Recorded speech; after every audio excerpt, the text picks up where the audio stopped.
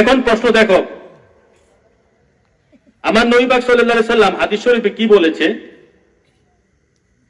কোন বক্তার ওয়াজ শোনার জন্য নবীজি হাদিস শরীফে আদেশ করেছে?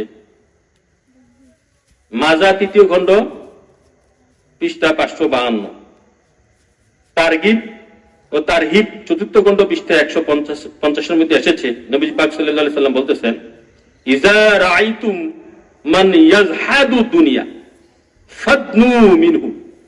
তোমরা যখন দেখবা কোন আলেম ওলামা, পীর সাহেব, বক্তা সাহেব, খলিফা সাহেব দুনিয়া ত্যাগ করেছে, ইজা রাআইতুম মান ইয়াজহাদু ফিদ দুনিয়া, যখন তোমরা দেখবা কোন আলেম ওলামা, পীর সাহেব, বক্তা সাহেব, খলিফা সাহেব, ফকির সাহেব, মিসকিন সাহেব দুনিয়ার মোহ, দুনিয়া ত্যাগ করেছে, মানে দুনিয়ার লোভ, মোহ, হিংসা, অহংকার, আমিত্ব, দুনিয়ার মোহ ত্যাগ করেছে, নবীজি বলছে ফাদনু মিনহু, তার কাছে যাও, তার কাছে যাও।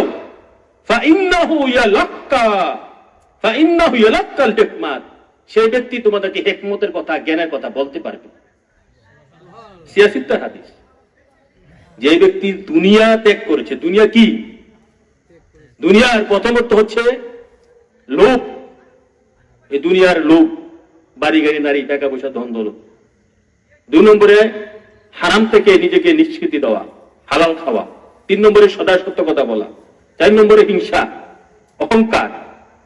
এই 5-7টা জিনিস ত্যাগ করতে পারলেই নবীজি বলতেছে তোমরা তার কাছে যাও, তার কাছে গিয়ে তার বক্তব্য শুনো, কেননা সে তোমাদেরকে জ্ঞানের কথা, হিকমতের কথা, খাঁটি জ্ঞানের কথা বলতে পারবে।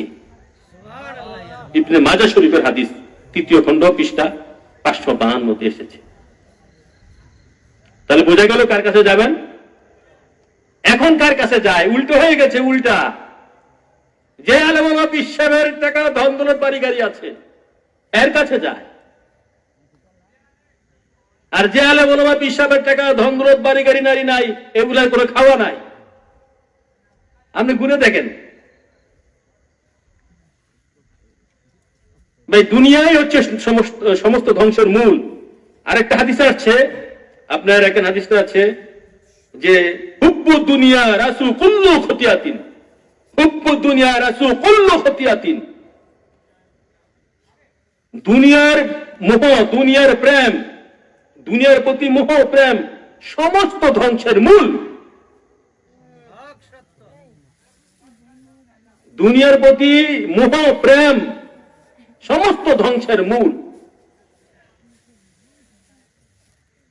এখন আমার নবী পাক সাল্লাল্লাহু আলাইহি সাল্লাম পাক জবান মুবারকে বলতেছেন, ওই ব্যক্তির কাছে যাও তোমরা যে ব্যক্তি দুনিয়ার মোহ, লোভ, হিংসা, আকাঙ্ক্ষা, মিথ্যা, সুদ, ঘুষ, মানুষের ক্ষতি, মিথ্যা মামলা, এগুলা ত্যাগ করতে পেরেছে, তার কাছে যাও।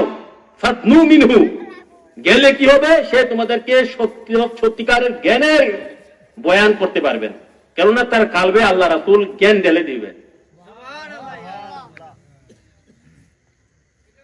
এই গেছে একটা 2টা হাদিস।